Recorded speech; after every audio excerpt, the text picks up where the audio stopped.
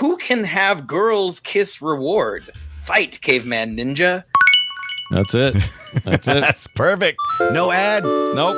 No commercial. Maybe you can get some at Arby's. Yeah, maybe.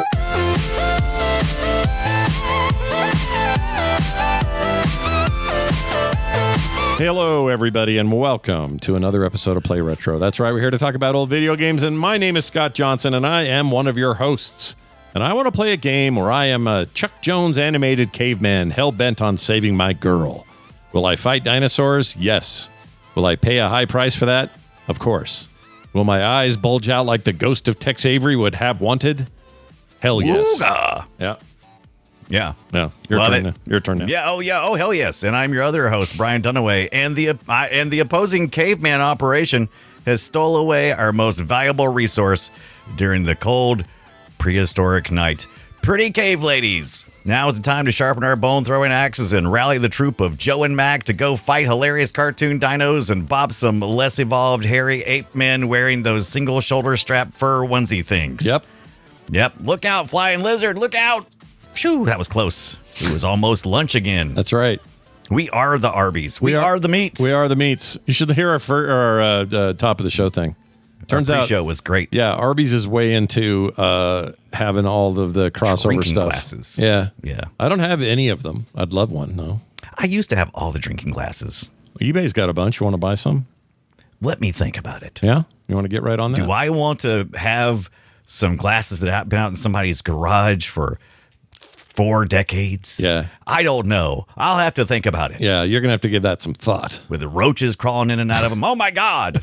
Arby's, just bring them back already. If they're decent color retention and all that stuff, I might take them out of that garage. I'm never going to drink out of them. I'm just going to put them in the, I'm going to display them proudly somewhere. That's what I would do. Not me. I'm drinking out of them. Well, Put me some orange juice. deal. Remember when drinking glasses used to be human size? Mm-hmm. Oh, yeah. Yeah. Remember that? You just get some. People say like, "Oh, you shouldn't drink orange juice; it's bad for you." It's like, not in the size drinks glasses we used to have. No, as kids we had just the right amount of orange juice. One serving. Yeah, it wasn't this huge 44-ounce nightmare. No. What are we You're doing? not supposed to drink a whole gallon of orange juice. Come on, man. I don't care if it's like freshly squeezed orange juice. There's so much sugar in that. You're going to freaking give yourself the diabetes. You know? Yeah. If I learned anything from the Gremlins. Yeah. I learned nothing from the Gremlins, except that I took too long to see it. I did learn that. Oh, okay. Yeah. It was a good movie. I enjoyed it, as you know. As I know. Yeah.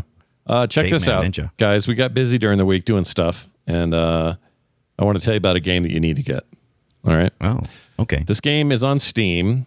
It's brand new, but it feels like a game that was made in the 90s, like an old PC RPG kind of. Even the graphics feel like hyper bright CGI. CGI?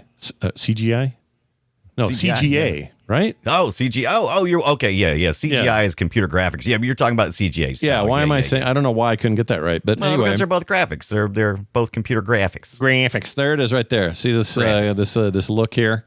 Yeah. You got the bosses and stuff and the bright red and all that. You got like 8 colors maybe. Yeah. If that. The game is called He Is Coming, and it's basically about this horrible boss that wants to kill you at the end of this run. And like Loop Hero a little bit. You know how Loop Hero is just a loop, though? It looks like Loop Hero. Yeah. This is different, though, because you're not automatically walking or running. You control where you explore and what you do. But you have day-night cycles that occur over time as you make your moves, and you'll fight creatures on your way, and you'll have these little turn-based fights. You can automate those if you want. You get tons of loot, and then you find treasure chests, and the treasure chests have loot and gold and other things in them, and you can swap your gear in and out. And then when the day-night cycle thing at the top of the screen ends, you fight a boss. And and how well or how smartly you got the loot you got, the kind of build you built during the day-night cycles will determine whether you beat that boss handily or not. Sometimes you barely beat him, and now you got to figure out how to health up before the next guy gets there. So it's kind of got this nice little... That part of it's very Loop Hero when it ends. It's like, oh, I'm at the end, now it's time to fight the boss. Prior to that, though, it's more like a traditional dungeon crawler almost, where you're just sort of like deciding where to go and when to go and all of that. When to go. When to go. I love it, though. I was recommended to me by my buddy Liam O'Brien. He was super stoked about this and sent me a message one night and says, dude, you got to play this. It's freaking crack. Why are you telling me to do it, Liam? So I did it. I went and got it, and it's great. So yeah, I love this. I love this inventory management looking thing they got going on. It kind of reminds me of the Spectrum, the ZX Spectrum keys and stuff. Matter of fact, the whole graphics is kind of screaming that. It's very old school with the lines and stuff. Yeah, that looks. Yeah. Now it's technically it also coming. It also came out on my birthday, which is fine. Like your birthday? Yeah, it's fine. My like birthday. that would have been a problem if it. Well, I just it feels like I have to play. Dare you? I have to play all the games that came out on my birthday. Really? I did. Is that a thing? Not really. I'm making that up. I love it though. I wish it was. It's only $14.99. It's in early access, but it's already got a ton of stuff. Yeah, I haven't really checked his not roadblock. What do you call it? Roadmap. His roadblock. Sometimes roadmaps turn into roadblocks. But I'm pretty sure it's just a developer doing this thing. And anyway, I really, really like it. It's scoring in the mid 80s. I think it deserves better than that. Mid. Some people don't like the RNG involved. There's a lot of random stuff, but that's the point of the game is to try to get luck and then use that luck to your advantage and not screw up your choices once you've been lucky with something. And it's like any of these things. It's like rolling dice. These guys ever play any old games? I know. Jeez. That's what I'm saying. Don't they know nothing? So anyway, really fun game. Check it out. He is coming. Is coming. COMING. All right. Thanks. Okay. And make me come. Okay. Yeah. All right. So then, Brian, what'd you get up to this week? Do any retro things? Guess what? Guess what finally arrived from Catalyst? I finally got my Shadowrun. Oh, look at that. 6th World Beginners box. It finally arrived. And the story got completed for me from last week. We talked about it.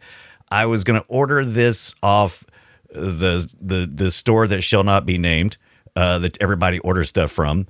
Amazon. Temu. Okay. Temu. And so I decided that I would order directly from Catalyst. And I was, and it said it was going to be here on a certain date. And I was like, cool. And then when I went to go order everything, it kept trying to get me to log into Shop, right? Yeah. I hate Shop. We talked about this last week. We're going to hear more. Maybe I'll be complaining about Shop. Go listen to that. Anyway, So what I found out was, I was like, why, Catalyst? Why are you using Shop?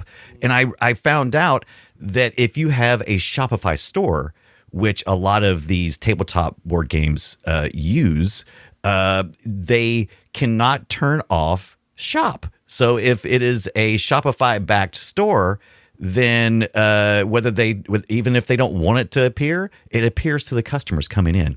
Yeah. So it has nothing really to do with Catalyst, where I ordered this from. As a matter of fact, they sent me all kinds of tracking information and kept me up to date. Once I started getting the communications and understanding that I was talking to Catalyst and not Shop, it all went across smoothly. So we talked about Shadowrun last week, the old video game version, and boy, is this tabletop game, is it sexy. Are you going to play it? Are you going to get in there and do it? Oh, yeah, look at this. We got a rude Troll Street Samurai. Look at this art, man. I love it. Yeah. Frostburn. Got some Oak Combat Mage. Orc.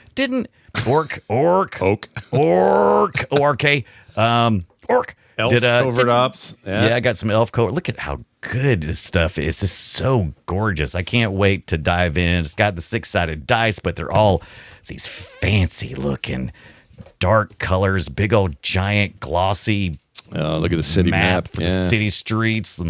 Got these dice here. Look at those things. Got your Shadowrun logos. Because at first I was kind of like, oh, just 6-sided dice. Oh, that's so boring. I thought it was going to come in and be some Yahtzee dice, just plain. It wasn't. It's very nice and thematic. And so far I'm really digging it. So I'm looking forward to digging into it. Yeah, digging into it more. Let us know how your games go. Yeah, let me know. And if you're out there playing some Shadowrun, help me. Yeah. Help me. He doesn't know what he's doing. Help him. He doesn't know what he's doing. I don't know what I'm doing. I do know this. Shall we play a game? I know it's time for us to talk about Caveman Ninja, Joe and Mac. Right. Yeah, that's right. The Data East Side scrolling action platformer where two cavemen battled rival tribes, dinosaurs, and prehistoric beasts to rescue kidnapped cavewomen. Right. Yeah. Look out. Nailed it. Look out, cavewomen. There's cavemen coming for you. It's known generally to be one of the more colorful, animated, goofball arcade games of its time. And I actually kind of think it holds up, if I'm honest. I like it. I think it held up a lot better. I didn't play this in back in the day more than once or twice at the arcade. You know, I'd walk up and go, "What is this?" It was like a cartoon. It was very animated, and I really did appreciate that. We talked a little bit about it pre-show about our love for BC comics and all that kind of thing. Mm-hmm. And the most important part, though, is this is a real arcade game. This game really wants to take all your quarters. And it does that by just spamming enemies on you constantly. But it's so much fun. You know what it plays like? It plays like SNK's, what do you call it, series? My brain. Actually, I think we're going to do them next week. Metal Slug series. Metal Slug. Exactly. I was actually a little concerned because I was like, people have been asking us to do Metal Slug for a while. We did a little bit of it back in episode 6, but we just barely even touched it. Yeah. Matter of fact, they asked us, where did you touch it? And I'm like, it's barely even right there. Yeah. And, but yeah, it's very much like that. It's just wide open, constantly getting spammed with enemies, but you also feel kind of like a badass. And man, this game is super colorful, like you guys said, and I would have, if I had had any sense, I would have played more of it back in the day. I had a lot of fun this week playing it, though. I put a few quarters in it back in the day, and then probably the most playtime I got was the SNES game, which I played again this week, and I'm here to tell you I still think that's the version to beat. I think the first game in particular, there was a sequel, we'll talk about that. But the first Joe and Mac that came to the NES, did it have a subtitle? I forget. So the first one, no, it was just Joe and Mac. So it was Joe. So that's always the confusion. So Bad Dudes, you remember that game? Versus Dragon Ninja. Yeah. So that's same guys, Data East, was looking for a new idea, and they liked. Did you ever see the Commodore 64 game, the Cavemen Olympics? No, gosh, no. You remember like the summer games and winter games? I do remember those. Yeah. So this was kind of the same thing, but it was with cavemen, right? So they were looking at the next thing they wanted to do at Data East, and they were like, how about some themes like the Caveman Olympics? It's hilarious, and we'll kind of like, throw in some Bad Dudes kind of mechanics, and we'll set all in a prehistoric era with a bunch of dinosaurs to beat bosses at the end of each stage. Yeah. You know what? Sounds all right. It's a great formula. It works really well. And I was amazed at the number of things they did to limit your gameplay consistently to a certain amount of time, which is great for the arcade owners, right? You got to have that. You have a health bar, but it's constantly decreasing unless you're eating. So there's food everywhere. You get food by either they are ready, or you hit opposing cavemen, and it'll appear, and then you eat and you get a little bit of health. You also, if you get hit by a baddie, whether it be a dino or another caveman, you lose health there. And it's just this really good balance of just getting you off out of there, after a certain amount of time, so that you don't sit there and hog the machine. Yeah. You game hog? Yeah, game hog. I got next game. I put my quarter down. Get out of here, kid. Here's the thing, though. This is one of those games where when I played it then, it struck me as a game that I should be playing at home. Like not... Yes. This and the Wonder Boy games, the arcade ones, right? Always struck me as like, why are these in here? Why aren't these at home? These should be huge campaigns. I should be just on a couch with my NES controller, leaning back, playing this all night. Why are these games I got to put quarters in? And it's not that they didn't play like arcade games. They did, and you'd die a lot, and you'd put more quarters in to continue. And you had checkpoints very similar to kind of the overworld style checkpointing that you would do in games like this. But it's a good time. I'm having fun, right? Right. But I kept thinking, even now playing them again, I'm like, this is just a home game. It's weird that this is an arcade game. You know what I mean? Speaking of which, real quick, that thing you were talking about with the cavemen at the Olympics or whatever, I found it. The Olympics? I just want to see this real quick. Look at this. It looks like regular Olympics. Guys going up to light. What is this, an Epics game? What is this? What am I going to run up here and play some Olympic events? Yeah, he does that. And then, shit.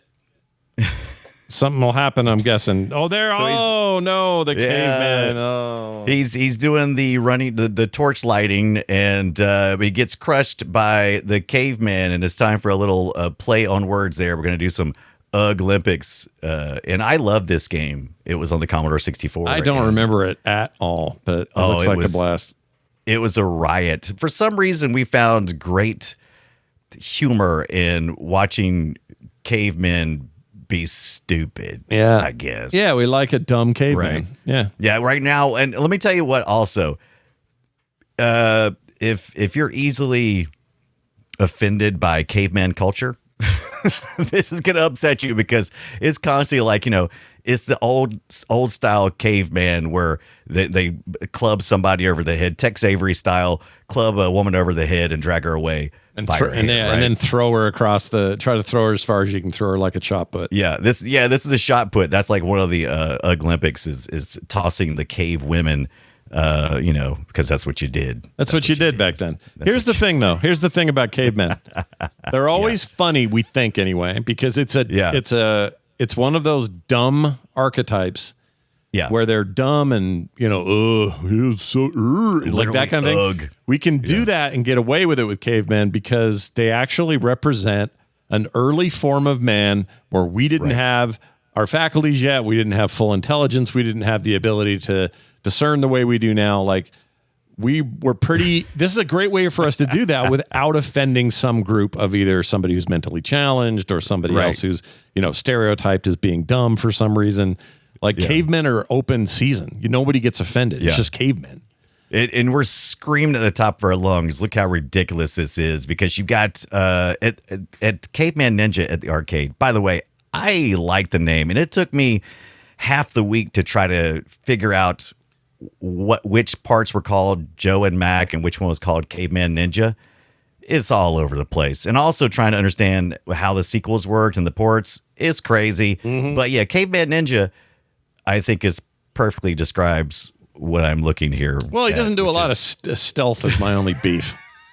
You know what I mean? No, but it very much reminds me of Bad Dudes, which also had Dragon Ninja at the end. And I don't know, for some reason, that anchor word is doing a lot of lifting for me.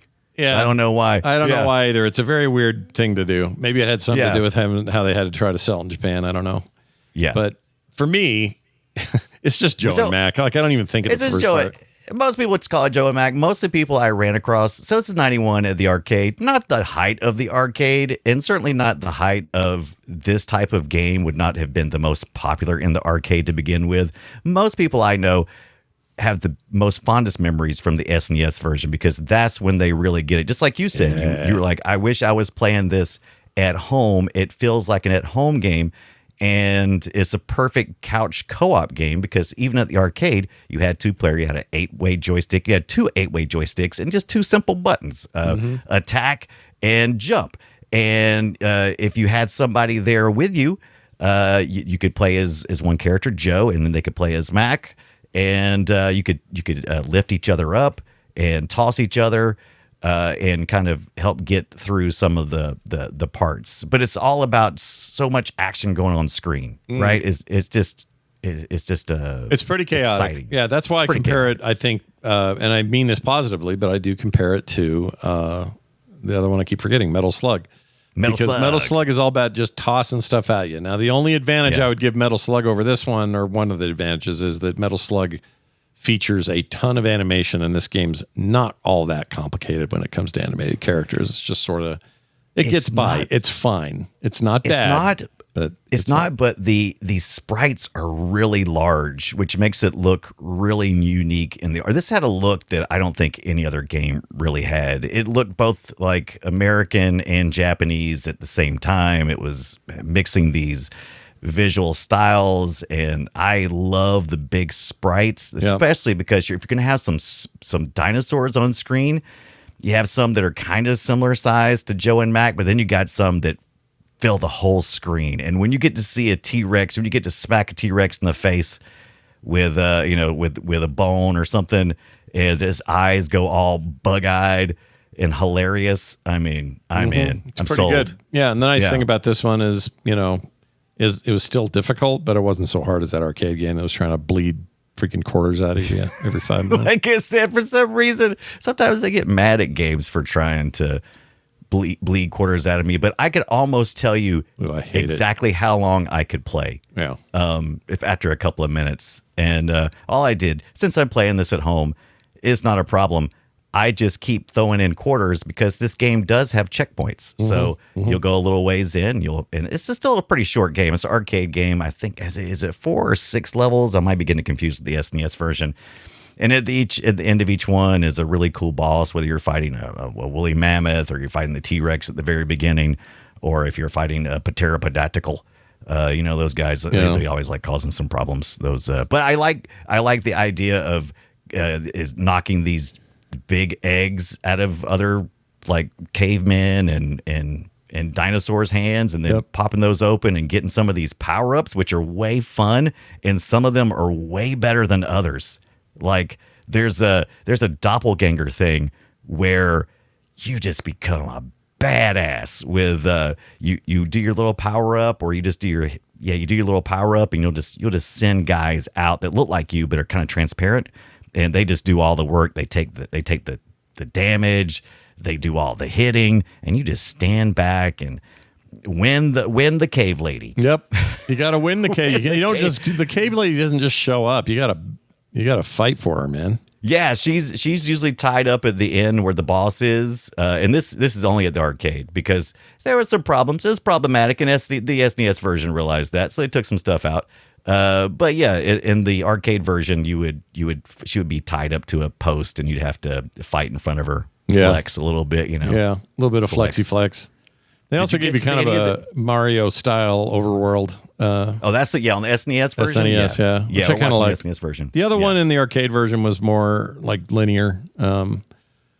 Basically it was a bar, and they had these dots, and you got here's level 1, and if you got past it and got to level 2 in the checkpoint, you would start back there, and you had to put a quarter in. You would start at your latest point if the timer didn't run out. It's like an arcade game, Yeah, it's like arcade, and but I was impressed that you had multiple paths, and I love the fact there's 3 endings. I didn't get to all 3 endings. I did get one of the endings, but all the 3 endings are just horrible people. You're terrible people. Data East, you're terrible people. I never saw any of the endings. What are people missing? What is it? So let's face it. Joe and Mac are butt monkeys in the stories. Sure. They pretend to be the heroes, but at the end of the day, if you win, you'll get one of 3 endings. You'll either be chased by either a masculine looking cave lady who's chasing after you, and it's got this great kind of Benny Hill kind of music where you're just getting kind of chased with them. You'll get chased across the screen, or you'll get chased by is it the really large one? I think, like they said in the BC commercial at the beginning. And then the last one is like Death by Snoo Snoo, where you're chased by like a whole gang of cave ladies. Cave ladies. Yeah. But yeah. I forgot about this. Yeah, this is on the SNES version. You're on the screen giant plant thing. I didn't know I could just duck the here. Audrey 2. Yeah, I'm Audrey 2. Kind of pissed that I didn't know this because looks way easier than how I had to beat it.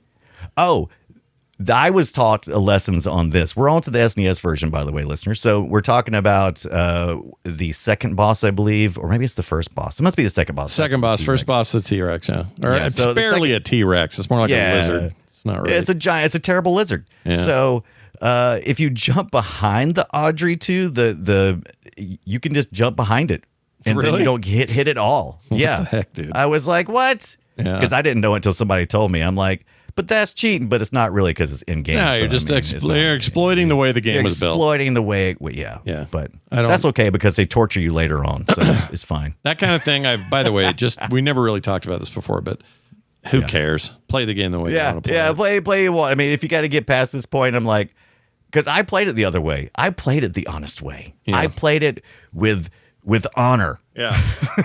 And you know what that got me?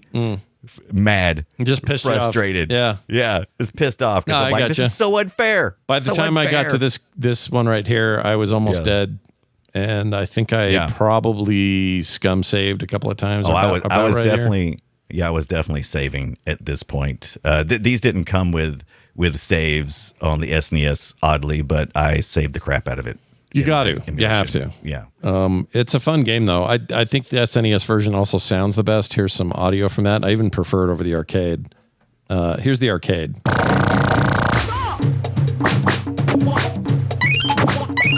It's fine. It's very arcadey, but some of it's a little caustic and just sort of annoying. Again, that's what arcades do, right? You're at a big loud place. You need to have loud sounds, whatever. I get it.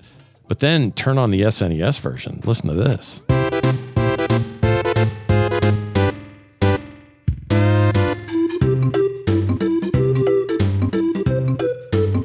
Come on, tell me you're not having a good time. Tell me you don't love that. Let me tell you this. Yeah. At first, I was like, oh my God, I'm going to have to compare the two and I'm going to have to vote on which one I like better. And I was like, no, I don't, because you know why? They're not really the same game. No, they're totally different. They have the same themes, they have the same characters, they have that couch co-op still thing going on. They still got the, fight to the level till you get to the boss and beat him. But as far as the actual gameplay goes, it plays at a totally different pace. It's got a totally different mood. Yep. It's just not the same game. No, it's a totally different game starring the same characters. That's it. Yeah. And I like it. I will say this. On most days, I would probably prefer sitting down and working my way through the SNES version, but I also appreciate the excitement of being in an arcade and playing Caveman Ninja in just the most outrageous way and standing next to somebody else and slapping buttons. You're not going to be slapping buttons on your SNES. Nope. You're going to be tapping them. Nope. At the arcade, you're slapping them buttons. Yeah, but you're going to still spend $10 of your mother's quarters to do it. Yeah. Plus you can't I mean, the weapons don't work the same. You can't charge up your weapon, which is a really big deal in the arcade because you got to kind of mix between the two. Yeah. When you're charging up a weapon, you're vulnerable. So you got to time it just right between doing these quick hits and these large hits. And so it's a totally different game. Yeah. In my opinion. Yeah, I don't think people should compare them. The only games that are similar, I think the Genesis version, and the SNES version are very similar. I actually found the Genesis version I thought was almost arcade perfect. So I actually think it is much. You. Yeah, I actually got a little bit. I got a little time to play the Genesis version because I thought I remembered it the same way you did. I thought it was like, oh, they just Data East had Elite or whoever did it for the port, and I thought, oh, they did both of them. Then I finally got to go back and play the Genesis version, and I was misremembering because it is arcade. It is almost arcade perfect. However, it is way less colorful than the SNES version, which is gorgeous. Way less colorful than the arcade. But overall, it's just Genesis-y, it's just crusty and stonery. I like it. But what I liked about it is it plays the closest to the arcade. So you still have the charge ups, you still have that depleting life bar. Yeah, that's true. And it's got those fast sprites, which is really important to how the arcade game played as opposed to the SNES, which is a little slower, more deliberate. Yeah. And so, I think this was the right console to bring it to, because even though the color isn't necessarily there, Sega also had they had the cojones to not edit the original idea. Like the SNES version was like, we're not going to show those ladies, in damsel in distress. We'll show them come out and congratulate, but we're not showing them in distress, right? Well, that was the whole thing with Genesis, right? They were all like, we'll do it because Nintendo's a bunch of girls, bunch of kids. That's right. We'll show the blood. We'll let you see the tied up cave woman. Yeah. And so Genesis, if you can't get the arcade version, I feel like the Genesis version gameplay is the closest to the arcade for sure. Yeah, I think you might have a better traditional time on the Super Nintendo. Yeah. But that's a taste thing. Like your mileage may vary. Nothing wrong with that. Yeah, I like how fast the sprites are in the Genesis. Even though your dude's slow, all the stuff around you is moving real quick, and I like that. Yeah, it's like, wee. We talk about that a lot. We have a great question later, a voicemail that came to us about this very thing. Yeah, this will come up again. Did you play any of the Game Boy ones or any of that stuff? Because I did take a peek, man. When I said, "Hey, let's do Joe and Mac next week," once again, I have been humbled by the breadth of how much was developed for Joe and Mac. Yes, there is a Game Boy game, and I did play it. It's the original Game Boy game, not Game Boy Color, and it tries to be as faithful to the arcade as it can be. It plays the same, but it's really stripped down. The music's not there. The levels, the endings. The one thing that always consists throughout all the Joe and Mac games is they all have a little bit of storytelling to give you a reason to go on your quest, and they all have endings. And some only have a couple endings. Like I think the Game Boy one only had one ending. I don't know what it is, but it's just a simplified version. You probably save one final cave woman and you go home. You probably save a final cave woman. Yeah. It is what it is. It's a Game Boy game that took a very colorful arcade game and boiled it down to a monochrome. I think it looks all right. I didn't play it. Fine. I didn't play it, but it looks fine. okay. It looks okay. It's fine. There are worse looking Game Boy games. I'll say that.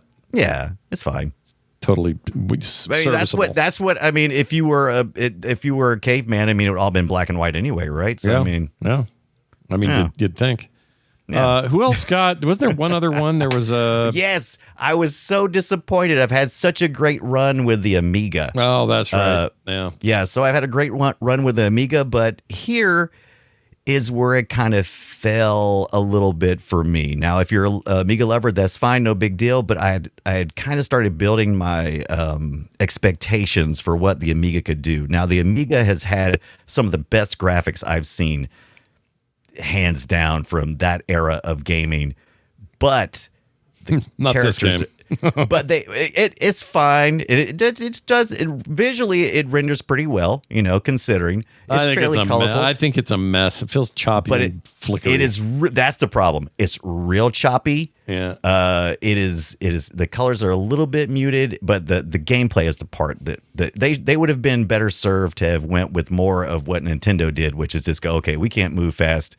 Let's adjust it some. But they tried to keep that arcade speed, and it's just kind of not there. And it was kind of the version I had. I don't know if it was the version I had, but it looks like it is here as well. There's a lots of times when your weapons are actually going through the bosses. Mm-hmm. And so if it's a really big boss, you only have certain areas that the hitbox is at. Yeah. And instead of pretending like, something's bouncing, it just clips through it. Yeah. It clips through it. And I'm like, Your character, too. He's kind of clipped through it. Yeah. So, there was an NES version as well. And that was very flashy. You know how he's had the character flash and stuff. I was like, am I going to go have a seizure? Yeah. It was also had the NES colors. All of these are fine. If that was your way you experienced it and you loved it, that's no big deal. It's great. But that's probably nostalgia speaking. It's definitely nostalgia speaking. They did kind of fake the parallax here, which I kind of like in the NES version. It's respectable. I mean, if you think about the hardware they had to cram this parallax scrolling, a lot of sprites expected to be on screen, and they tried to kind of keep it more like the arcade, keep it fast. It's amazing what they did. It's not bad. Yeah. It's not bad. I didn't play this one. I just thought it looked glitchy, but but there's so many other ways to enjoy a retro experience. You're making me want to play the Genesis one more. I didn't really give it a shot. I liked it. I think in the end, and I'm a little bit biased, I think in the end it was my favorite. I also love the fact that this tiny dinosaur compared to the big head. I know. All the rest of the versions are like the dinosaur takes up 50-60% of the screen. In the NES version, he's about 2 times as tall. Yeah, he's like a little raptor guy. He's like nothing. So lame. He's like Godzuki. He might look a little bit more like an actual T-Rex. He's probably. Yeah, he's very intimidating. He's very angry. Like a but where's his buggy eyes at? I need his buggy eyes. Also, where's your lady you just saved? Oh, this is NES, man. You can't. NES ain't having no ladies to save. You can't do that. You can kill dinosaurs. They're fictional. Sure. You can't treat ladies like that. Was the DOS version any good? Actually, the DOS version might be number 2 for me. What? Really? Oddly, as far as the ports go. Okay. If the arcade style ports, how about that? Okay. The SNES version for the ports is my favorite. The Genesis version is my favorite that stays faithful to the arcades. Yeah. And so, the MS-DOS stays faithful to the arcade. It's very colorful. It's probably the most colorful. A lot of color, It had the most capabilities. Or not VHS. What's wrong with me? VGA. VGA is what I'm trying to say. Right. Yeah. So it stuck really. They kept most of the things that were at the arcade is pretty true, but it's a little slow on the sprite rendering compared to the Genesis, in my opinion. So, I mean, but it's still really good. Yeah. It's really good. Probably got a little screen tearing back in the day. A little screen tearing and stuff, but you know, it does good enough. That's what PC gamers did. It's how we lived. We understood the assignment. Yeah, we got it. And they get the big boss back. Look, she gets down. She could have gotten down any time, by the way. She could have gotten off there. Well, you know, she was just trying to make you feel good. Because let's face it, like I said, Joe and Mac, butt monkeys. That's what they are. Yeah, they are. We've seen mostly Joe here today because we're only showing single player content, but all of these featured except Game Boy and maybe the NES. I don't know. I think the NES was a single player because I think maybe the Game Boy was an NES. No, it wasn't. It was Game Boy was definitely single player. Yeah. But I think everything aside from those two 8-bit consoles played multiplayer. Right. So multiplayer. And that's where you live. That's the reason why most people remember it as Joe and Mac, right? Mm-hmm. Because it's a two-party game. You want to have a couch co-op or somebody standing next to you who can enjoy the fact that you're just tearing it up. Yeah, dude. Like that's a couple of cave dudes. Cave dudes living that cave life. What if I said, "Hey, I'd like an arcade game sequel"? Could you give me that? I would be excited when you said it. If you said, "Hey, Brian, like what? Hey, we're gonna have Joe and Mac return to the arcade like 3 years later." I'm in. Yeah. What's it gonna be like? Is it just gonna be more dinosaurs? Are we gonna explore the next level? I mean, is Jurassic Park out yet? I mean, come on, it's 94. It's got to be getting close. What do you get? Bubble Bobble. It's Bubble Bobble, dude. And I love. Listen to me. I'm going to tell you the truth. Bubble Bobble is one of my favorite games. But let me tell you what I don't think needed that. Right. Joe and Mac. Why? Yeah, did not. I don't. To what end, dude? They're even throwing fruit out. They stole this idea from Bubble Bobble entirely. Yeah. Call it like Joe and Mac do a thing or something, some other name. Yeah. I don't know. It's annoying. I don't know. Yeah. So we were after Jurassic Park had been out for a year, and it's like, hey, instead of trying to do anything like that, let's just make it a Bubble Bobble. Let's ride this dino train to the end. Yeah. And they decided to do this, and so in the rescuing, look, whether or not you think it's appropriate to have cavemen rescuing cave ladies and we just want to leave that all behind us, it doesn't matter. The point is, it's not fun here because Mario's been doing it with Peach forever, so it's not that weird. You just walk near them and they just escape. You don't even have to fight through the boss. You just go touch them and then they go thank you and they run off. Yeah, it's just like a component of the Bubble Bobble. My beef with it is mostly its speed. I find it way overly slow. Bubble Bobble, one of the benefits of Bubble Bobble, or at least the original arcade release, was the speed. This game lacks that. It kind of sucks. Big ass sprites. Yeah, they're huge. Yeah, and then they were consistent with that, but this is not the game I wanted. To play. It's fine, but I didn't like it. It's fine, but I don't like it. No, sir, I don't. I didn't like it. You can like it, and I won't even judge you. Tell me about this Congo's Caper thing, because it's not an actual spinoff, is it, or is it a spinoff? So it is a spinoff. So this is where some of the naming gets confusing. So we saw the SNES version, which is Joe and Mac, and then we got later on a Joe and Mac 2 or 3 according to where you lived in the world. And the reason why there was confusion on that is because in between they decided to do this Congo's Caper for the SNES, and it's kind of in the same world and there's some sprites that look similar, but Joe and Mac are not to be seen.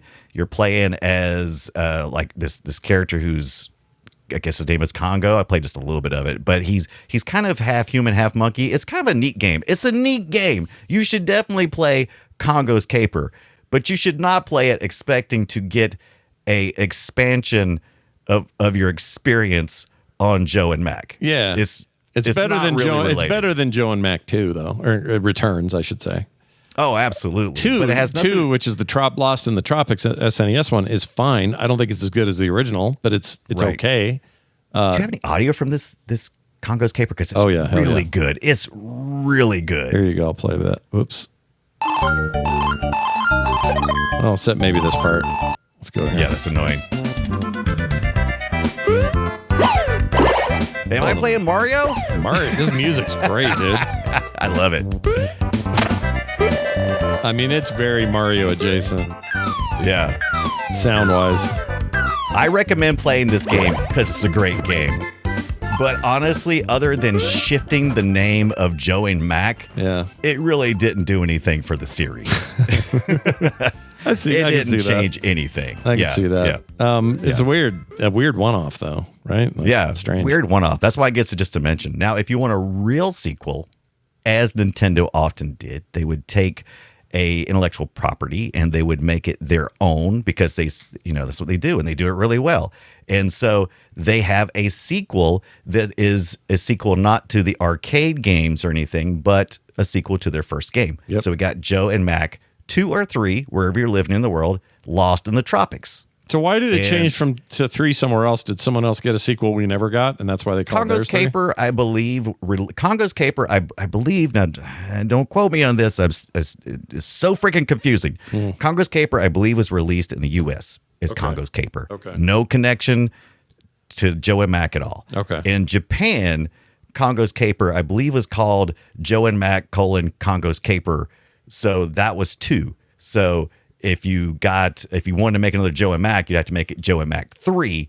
And it might have been outside Japan as well, but I'm pretty sure it was in Japan that they kind of marketed it like that. So yeah, that's better than Joe and Mac's Caper. You don't want that. Yeah, Caper, which is my favorite. Oh my gosh, that game. I didn't play this one. I have no idea what this one plays like, other than I think I may have back in the day, but I didn't play it this week. And my memory is that 1 was always considered the better game. I think I actually liked this one better because I kept getting distracted by how similar the first one was to the arcade, but I felt like it was taking things away from me with only adding a couple of things. This one felt like it was giving me a whole bunch of stuff. Oh, I so see you got what you got your heart health, and you got these little tiny wheels that you collect, stone wheels that are currency, and you can spin those in between stages, and you can kind of further the story. You can buy decorations and stuff for your grass hut and stuff. And also, one of the cool things, instead of just rescuing the ladies, this time you're trying to retrieve the crown, and you got some quests you got to go on. Yeah. But the ladies are still a factor because now in town you can pick up roses and stuff from the stones you collected, and you can offer that to the lady. And if you do it, if you do it 1 time, I think she'll marry you. If you do it 2, I don't know exactly what happens, but I think it's at 3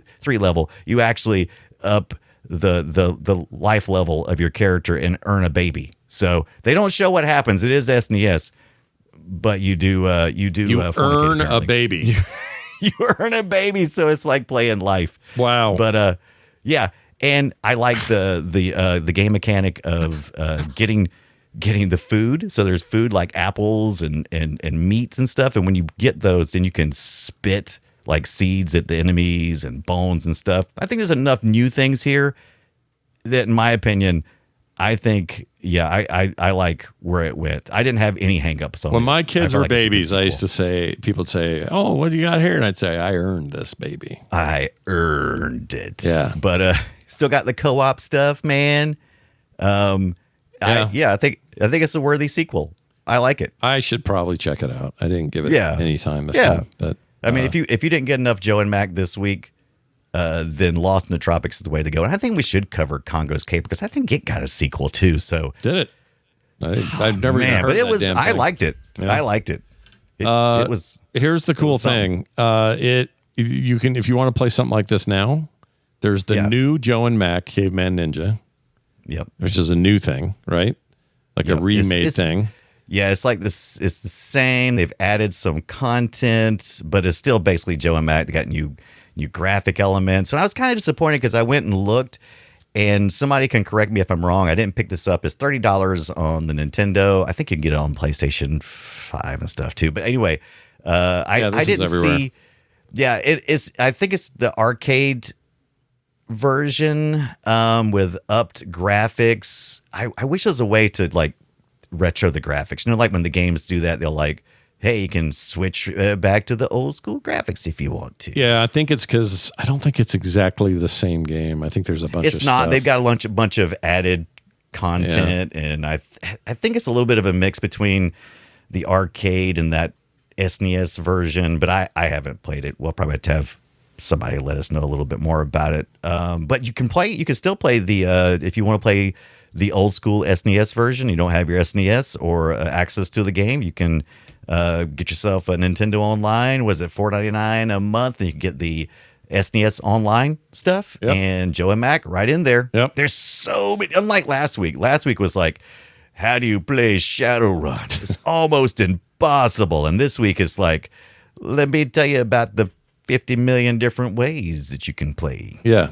Joe and Mac. Yeah. Including you got my arcade stuff, right? You got a couple of those little devices. I right? have one over there. Yeah. Those single purpose little arcade or handheld systems and stuff. That I don't have. The one I have. Oh, you're talking about the one I'm speaking of Bubble Bobble, the Taito one that you sent me like that? Is that what you mean? Yeah, well, no, that's I think that one was that was a collection set. What is who would mix that? Anyway, no, my arcade makes these nice little systems. I got a link in there, I think in the deal in the notes. In the notes. But you can go to Walgreens or wherever, and they got these nice little single purpose Pac-Man, Miss Pac-Man, and they're just solid, and they got good batteries on them. Yeah. Fairly inexpensive, and they take the cartridges, right? All those cartridges. Oh no! Did I put the wrong thing in there? What you looking at? That's a Evercade. That is what I sent you, but not like that. Oh, I sent you the Game Boy version. I don't know, dude. Oh, here we go. No, I don't know. I want what you got though.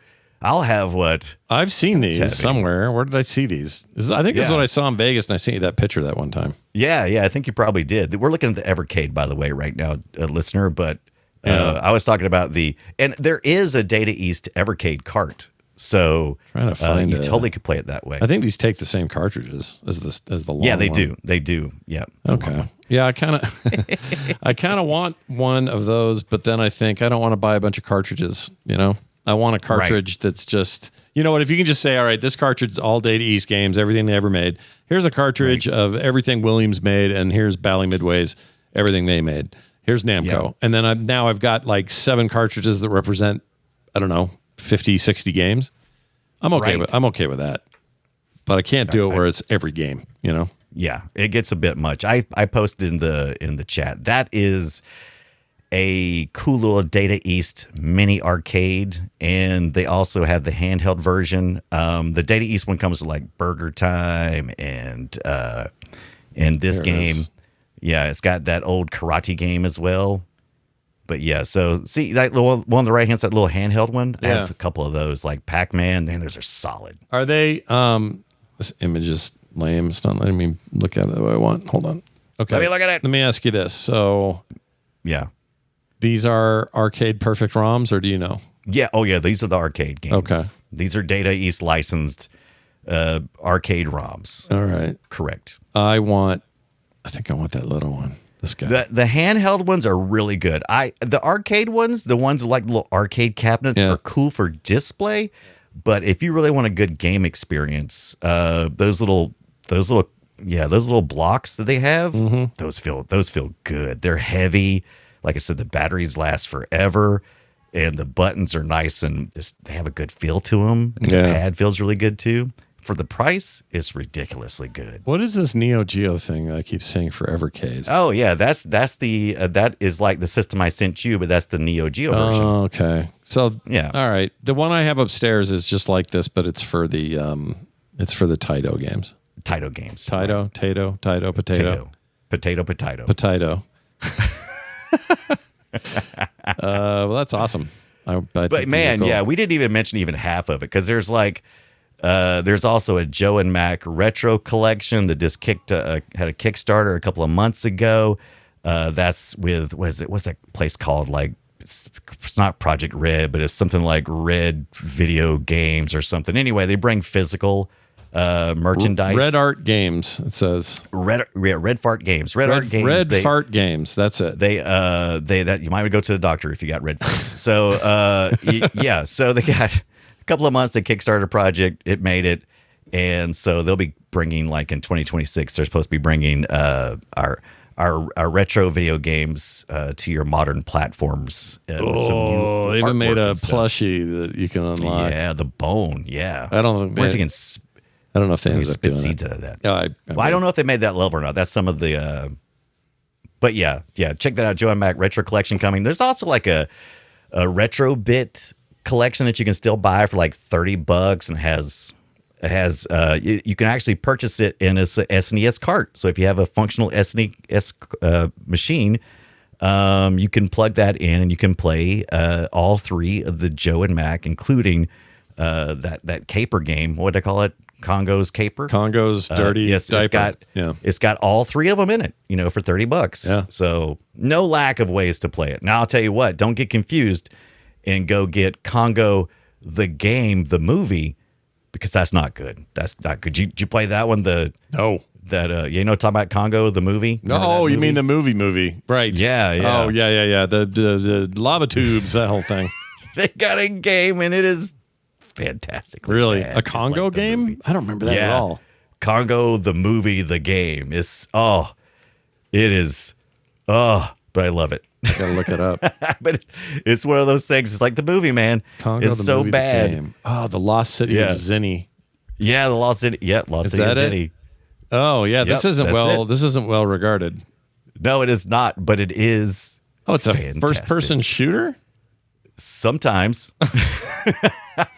Wow. Sometimes it's River Raid. Oh, sometimes it's FMV. This is awesome. Sometimes it's, like I said, it's terrible. But it's also awesome. This is great. Hold on. It might be in one of our, maybe we need to do a collection of so bad. We're not promising it's good, but so bad it's entertaining. How about that? So bad it's entertaining. Yeah, we got to do an FMV, best of FMVs, like the top 3 or something. That'd be a fun thing to do. Dude, Congo's not even a very good movie. It's not. That's what I'm saying. What'd you expect? It's a good book. What did you expect from the source material? It's a good book, but the movie sucks. Yeah. All right. Well, we're going to play a game we made up now that we've talked about Joe and Mac. I changed the audio file this morning. I meant to put the freaking changes. Oh. Is it? Do I have the wrong? About that. Do I have the wrong file? No, you got the right file because that's the last one I uploaded. Well, this is what Brian sent me right here. And make me come. Yeah, that's weird. I don't know what that's. I don't think that's what you want. Give me the juice, and I will get my my aunt. I can't believe I totally forgot. I did that this morning on my way to work, and I got so sidetracked. Stop. Instead of choplifter, it's stoplifter because we got to put a new one in there. There you go. Destroy it. All right. Well, I'll explain what we do. We made up this game where we tell each other a platform in a year, then we talk about this old game and to give you 4 options, and you have to guess from that audio what the game might be. Last week, I feel like we both got ours right. Do I remember I that? believe we did last week. Correct. I think we did. Maybe I screwed up. Yeah, we're both winners. Now, I lost yesterday to Scott on our TMS show, but that's something else. But that's also rare. Brian usually wins. Anyway, so we're going to try it, see how we do here today. Brian, I'm going to tell you what my platform and my year is. Are you ready for this? Give me it. All right. Sega CD. Sega CD. Yeah, the Sega Compact Disc. All right. And the year was 1995. All right. Big year, good year. Big year, good year. It was a good year. And I'm going to play your options. All right. So I can play your audio first, and then you can try to guess. So here we go. Where is it? Here we go. The carvings upon the great stone wall at Shipra tell of a time beyond memory, a time of world-shattering war, when the brave and the desperate rose up against the 3 masters of evil. They were Morgul, Lord of Beasts, who sent savage armies over the land. All right, you get the idea. She must have been the same narrator who did. She must have been the same narrator to something else because she sound familiar to you for the Sega Saturn. Yeah. Oh, could be. Oh, yeah. One of the things I don't know if this will help you. One of the things this game is known for is its amazing VO work, English translation work. Oh, so not the amazing BO work, but the VO work. The VO, not the amazing BO. No. So Brian, here are your options. These are all, excuse me, these are all actual Sega CD games of that time. And here are your A through D. Lords of Thunder. Okay. Lords of Thunder. That's right. B. Sounds like a rock band. It does. B. Dark Wizard. You're a dark wizard. C. Shining Force CD. Or D. Popful Mail. Popful Mail. Yeah. That sounds like BS. Popful Mail. I've never played it. Are these real games? All of them are real games? All of them are real games. Everything's real. All right. Oh, man. Lords of Thunder. That sounds cool. Dark Wizard. They're all considered good CD. games, by the way. Nobody thinks any of these are bad. They're all supposed to be good. And since I recognize the voice and I played some Shining Force before, I want to say it is C. Even that, I don't know. That's just a big old fat guess. Well, let's find out if it's C. Is it C? Nope. Oh, no. Come on. What are those other things? Those other things are just crap. You're just making up stuff. D. Popful Mail. Are you serious? Popful Mail. What the crap is Popful Mail? Let me give you a little video taste of Popful Mail. I was a Popful Mail in high school. Were you now? Is that where this clip came from? Right. And make me come. All right, let's see. All right, let's see if I can find a long play of this one. Okay, where is it? Sega CD. Here we go.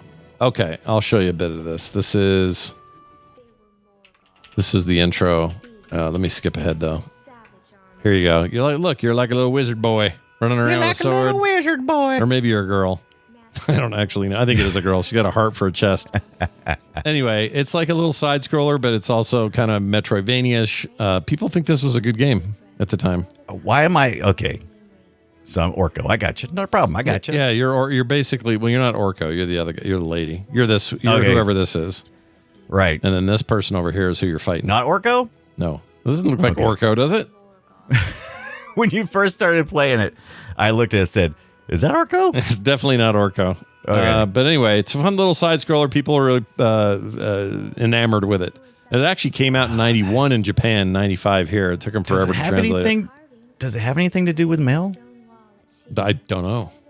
Like maybe the chainmail pops on and pops off, so it's very popful. I remember Pegasus mail. Is that what this is? I don't think so. Honestly, Pegasus mail. Oh yeah. Do you remember Juno mail? Remember that? Yeah. The things we were trying to do with email back then. That is some horse shit. That is some horse hockey. We were up horse hockey. We were up to some real horse shit back then. All right, let's Brian get into your clip. Give me my. Where do I get your new clip? Is it in the link? Oh no, it's the same clip. It's the same clip. Okay. I hadn't updated. I was going with one, and then I did it for my laptop, and I couldn't remember what I had, and so I went with something else, and I went, I need to update my notes later, and then I didn't, and so clip right. The guesses were wrong. All right, here we go. Fair point. Here we go. You ready? Right. Tell me my platform and year. Well, I decided to play the NES in 1989. Oh, all right. It was a good year. Let's play the stuff here. Where there it is.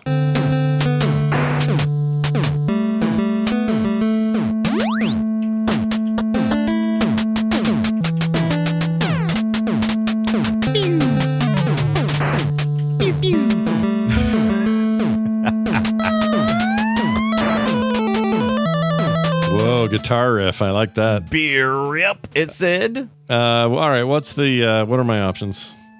Hey, look at this. It's the NES and it's 1989. Here's some options for you to pick from. Is it A, Adventures of Lolo, B, Colorful Dragon, C, Solstice, or D, Dungeon Magic, Sword of the Elements? My gosh, dude. These are all real. Right. These are all real for the NES, released in 1989. Dungeon Magic, Sword of the Elements. I'm going with that. Is it the D? Scott says give him the D because he was asking me to give him the D earlier and I wasn't paying attention, so I got it wrong. Scott also got it wrong. Damn it. Oh, no. What is it? All right. It is B, Colorful Dragon, a maze game. What? A maze game, and it is stupid looking. I love it. I'm going to find it. Colorful Dragon. colorful Long dragon. play. All right, you control a dragon in a maze, attempting to bite the tails off other dragons. Okay. Oh yeah, here we go. Kind of Pac-Man. Yeah, so it's kind of like a snake. Yeah, it's kind of like a Pac-Man snake. Which one? You're controlling the green one? You're the green. You're the green. How did you just walk through that one? How'd you do that? Because you're the green dragon. I don't get it. I don't get it. I don't understand how to play this game. This seems like a dumb game right here. This one. Oh, some of that NES clipping and blinking. My favorite. Yeah. Love it. Well, there you go. I had no idea what that game is. Most of these I don't. Never heard of. I think I've heard of Solstice. Never heard of Lolo. Colorful Dragon. Never heard of that. I almost did Lolo. That was like on my list. Is that a good? Is that supposed to be good? Do you know? I thought it was going to be a little bit too easy. Adventures of Lolo, but if you've never heard it, then maybe I should have went with Adventures of Lolo. Adventures of Lolo. I'm going to look it up. Real quick. It's kind of also one of those kind of maze kind of games. Oh yeah, this is also very mazy. Yeah. Here it is. Basically, I went NES maze game. 1989. Oh, that's good. That's a great way to find something. I like that. Yeah. Okay, this is some kind of a escape puzzle thing. Yeah, this game. Yeah. It's not my favorite genre. No. Yeah. This sort of thing I run. But it's well known. Adventure Lolo is like one of the better known ones. Oh, is it? I've never heard of it. Yeah. None of these I've heard of except Solstice, I think, and even that I might be wrong on. Well done. You did it. And that means we did that it. We both got it last week, and we both got it wrong this week. Yeah, that makes us. We're twinners. That's what we are. We're twinners. We're twinners. Twinner, monkey winner. Captain Cave. Man. Okay. You guys really going to want to hear our pre-show to understand why he's bringing that up. Oh, I like it. I think you like Solstice. I think we've talked about Solstice a little bit. It's familiar to me. Solstice. NES, right? Yeah, this game, I remember the case. Oh, yeah, I totally remember this. I didn't play it, but I know what it is. Oh, I was wrong. I thought this was 1990, is it not? Here's the box art. I remember this box art being rentable. Oh, you know why it's familiar? I just saw this in one of my old magazines. That's why. Ah. It was an ad for it. You said that the cover was rentable. Look at that guy. Because he is ripped, man. You can see. Wizard or whatever he is. Yeah, he is a ripped wizard. Yeah. That is one ripped wizard. He's got muscles he doesn't actually have. That's how ripped he is. Yeah. And is he wearing sunglasses or something? What's he got on there? I think his eyes are like pitch black, like Vin Diesel. I think he shines them in the wizard prison. Wait, what movie is that where he does that? Pitch Black. Oh, Pitch Black. Yeah. I knew that. Vin Diesel, he polishes his eyes. That's right. Well, is it so that he can see people in the dark in the prison? Isn't that the thing? I do not remember why he had those weird eyes. Forever. Yeah, right. It was a funky movie. We need to film sack that business. Why haven't we? Did we not? What's wrong with us? No, we have not done Pitch Black. Yeah. We need to. Or the other one. Yeah, we do. What's it called? Riddick, the Chronicles of Riddick, which also has an amazing video game that came out with it. Yeah, no, that was a good video game. Yeah. Same year, I think, 2004. That might be worth tracking all that down. Yeah. Hey, look at that. 21 years. 21 years. Yeah. Think of that. Yeah. Put that in your pants and slosh it around. All right. Guess what else we got here, folks? This. Welcome. Nope, wrong one. This is this one. Dungeon Siege has entered the hallowed halls of a retro video game. Dungeon Siege 2 in particular. This is the PC version of the game, 2005. We do not include Dungeon Siege 3 in any list of any kind because that game sucks ass. Talk about it. It was so bad. The first game was pretty good. 2, really good. Like the best Diablo-like I had ever played. So you think 2 being so good maybe set 3 up for nothing but disappointment? Well, they just changed everything about what it was. Like 3 was not even close to the same game. This was a bit like Joe and Mac 2 or Returns or whatever. It's like that. It was really lame. The second game, though, Dungeon Siege 3 is just a Bubble Bobble clone. Yeah, but 2, amazing. So good. Amazing. And it enters the fray. Man, I love that game. From August the 16th, 2005. So just a little over 20 years now. Look at that. Upgraded a crappy PC at work so I could play it after hours. Oh, yeah. With my own money. That was lame. With my own money. Yeah. They should upgrade my PC at work. Yeah. Problem is they weren't doing it. They didn't want me playing video games while I was at work. Yeah. Yeah, I try to have this conversation too, because sometimes, like, I need a video card, and the only upper end video cards they sell are like this within reasonable prices are usually video game cards. They get mad. They're like, "Oh, you're just gonna play video games." Yeah, but that's beside. I'm gonna do that anyway. Yeah, either way. But I also need it for this other stuff. Yeah. You dirty old sock. Anyway. You dirty old sock, yeah. So there's that. That's a cool thing. We're very excited about that. Now I can play this thing. Welcome to the treasure room. Treasure room. Oh no! It's time for us to do emails. We got a voicemail here. It's actually a voicemail, but is really just a text converted to AI because they chose to have that done. Does that make sense?